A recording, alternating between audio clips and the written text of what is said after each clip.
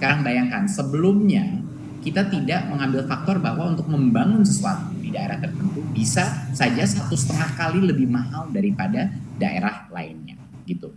Dan kita tidak mengikuti faktor-faktor ini. Jadi sehingga sekolah-sekolah yang kecil, sekolah-sekolah di daerah yang lebih terluar dan tertinggal itu mereka yang paling dirugikan, ya, karena kebutuhan mereka lebih banyak, ya, kebutuhan dari finansial, karena semua barang di situ lebih mahal, biaya distribusi atau biaya logistik untuk sampai ke daerah-daerah itu lebih tinggi, tapi tidak ada konsiderasi dari sisi kebijakan. Itulah yang kita benarkan. Ini kita mengambil contoh, salah satu contoh kita di NTT, di mana NTT di tahun 2000 di Kabupaten Timur Tengah Selatan NTT di tahun 2021 akan mengalami perubahan cukup signifikan, sekitar 5-6% lebih besar alokasi dana bosnya di beberapa SD, SMP, dan SMKN-nya, karena sekarang kita sudah memfaktorkan indeks kemahalan masing-masing area. Contoh kedua, kita melihat di Kepulauan Aru, Maluku, yang lebih jauh lagi, yang biaya distribusi atau logistik lebih mahal lagi. Biaya konstruksi pun, karena bahan dasar juga lebih mahal di situ, di daerah kepulauan. Dan ini peningkatannya dramatis. Peningkatan dana bos mereka mencapai sekitar 40 sampai dengan 50% di daerah-daerah kepulauan di Maluku, ya, untuk dana bos mereka. Jadi ini kabar sangat gembira untuk teman-teman kita, terutama di tempat-tempat kepulauan di daerah Maluku dan di timur Indonesia. Kita ambil contoh terakhir di Papua, di Kabupaten Intan Jaya, Papua, di mana biaya logistik, biaya supply barang-barang dasar itu paling tinggi, di mana banyak sekali kesulitan karena baik juga itu memang daerah kepulauan, tapi juga berbagai macam isu dari sisi kejauhan daripada sentra-sentra pusat. Ini di daerah Papua kenaikan dana bos 2021 itu mencapai sampai dengan di atas 100%. Untuk misalnya SD YPPK Sanepa itu sampai 117%. SMP Negeri 1 Sugapa naik 125%. Dan SMA 1 Sugapa naik sampai 131%. Jadi ini benar-benar perubahan cara kita mengalokasikan bos yang jauh lebih adil. Biar teman-teman kita di Papua, di Maluku, di NTT itu bisa meningkatkan kualitas pembelajaran mereka dengan mengkonsiderasi berbagai macam faktor dan indeks kemahalan di daerah-daerah mereka tersendiri. Jadi inilah yang kita maksudkan dengan menjunjung tinggi keadilan sosial bagi seluruh rakyat Indonesia. Kebijakan penganggaran pun harus mengikuti azas Pancasila tersebut. Berikut. Dan tentunya penggunaan dana bos masih fleksibel sesuai dengan kebutuhan sekolah. Beberapa penggunaan daripada dana bos ini adalah yang terpenting, apalagi di masa pandemi ini. Pertama adalah kita masih memberikan fleksibilitas pembayaran honor kepada guru-guru honorer. Di masa ini masih diberikan fleksibilitas, ya, dan honor dapat diberikan kepada tenaga pendidikan apabila dana masih tersedia. Jadi kita berikan fleksibilitas bagi kepala sekolah, diskresi bagi kepala sekolah untuk memberikan honor kepada guru-guru yang paling layak. Dan juga tentunya di mana saat ini kita sudah masuk dalam proses pelaksanaan tatap muka dan semakin banyak sekolah semakin setiap minggu mulai melakukan tatap muka, dana bos bisa dan kami anjurkan untuk digunakan untuk segera mengakselerasi proses tatap muka untuk memenuhi segala kebutuhan protokol kesehatan seperti kesediaan sanitasi, masker, termogan, dan berbagai macam kebutuhan untuk memenuhi daftar periksa pembelajaran tatap muka. Dan tentunya karena asesmen nasional akan dilaksanakan tahun ini, pembiayaan apapun honor transportasi dan pelaksanaan AN itu juga bisa digunakan di dana bos. Saya baru saja kembali dari Papua dan ini sangat tepat sebenarnya waktunya dengan pelaksanaan kebijakan ini.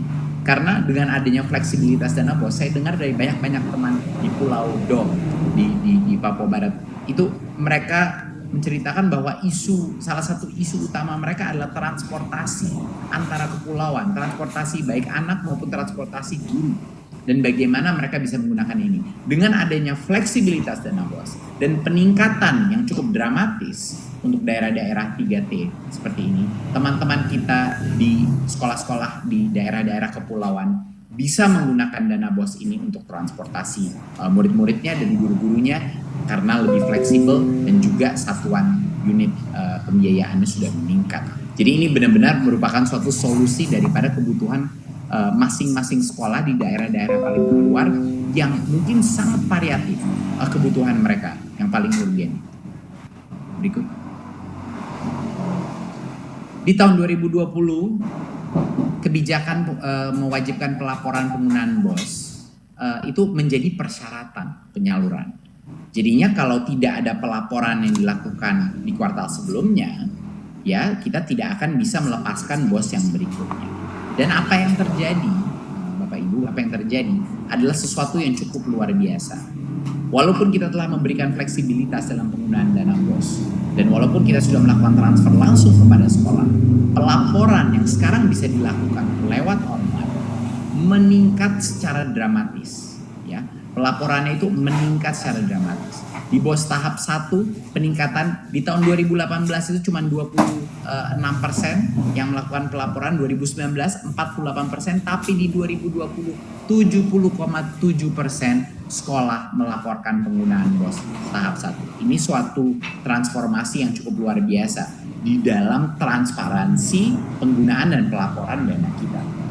Pada bulan Desember 2020, angka itu mencapai 99%. 99% daripada semua sekolah melaporkan penggunaan BOS tahap 1. Ini luar biasa. Di tahun 2018 cuma 36%. 2019 cuma 61%, tapi di 2020 karena kebijakan baru kita dan pelaporan secara online yang lebih mudah dilakukan, kita mencapai 99,1% pelaporan dana. Jadinya dengan semua fleksibilitas yang kita berikan, tetap saja akuntabilitas dan transparansi menjadi harga mati daripada kebijakan anggaran kita. Dan karena kita menggunakan teknologi dan pelaporan online, akuntabilitas dan transparansi daripada penggunaan dana BOS juga meningkat secara dramatis. Berikut.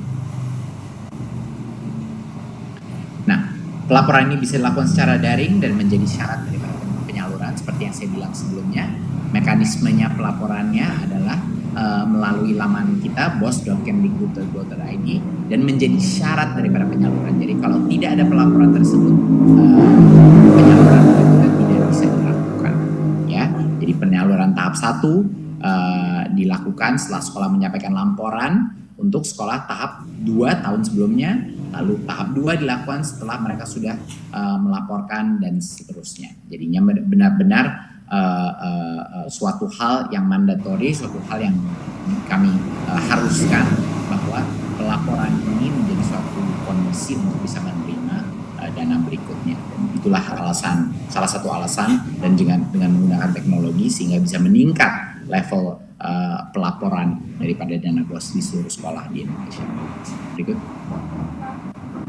Sekarang kita akan bicarakan kebijakan dana alokasi khusus fisik tahun 2021. Di tahun 2021, pemerintah menyediakan DAK fisik untuk sekitar 31.600 satuan pendidikan, ya, dengan alokasi sebesar 17,7 triliun rupiah. Di sini terlihat pembagiannya berdasarkan jenjang. Berikut. Ada 3 pokok kebijakan. Pertama adalah fokus kepada ketuntasan sarana dan prasarana pendidikan, ya. Pemenuhan ini dilakukan secara menyeluruh untuk semua kebutuhan prasarana sekolah. Jadinya whole school approach, jadinya bukan cuman pagar-pagar dan pintunya saja atau ruang gedung kelas, tapi secara holistik. Kedua adalah pelaksanaannya bersifat kontraktual, jadi kepala sekolah tinggal fokus kepada proses pembelajaran dan tidak harus melaksanakan kegiatan rehabilitasi dan komunikasi. Dan ketiga adalah pelibatan Dinas PUPR. Dinas PUPR di masing-masing daerah yang akan melakukan asesmen kerusakan dan meningkatkan validitas data sarana prasarana sekolah. Jadi sekarang ada tim profesional yang akan melakukan asesmen, evaluasi, dan juga memonitor dan mengevaluasi pekerjaan yang dilaksanakan. Berikut. Nah, di tahun 2020 fokus kita adalah untuk menyasar sebanyak mungkin sekolah yang membutuhkan rehabilitasi, ya, yang ada rusak berat, rusak ringan, dan lain-lain. Dan pemenuhan ini dilakukan secara parsial, jadi menyebar ke banyak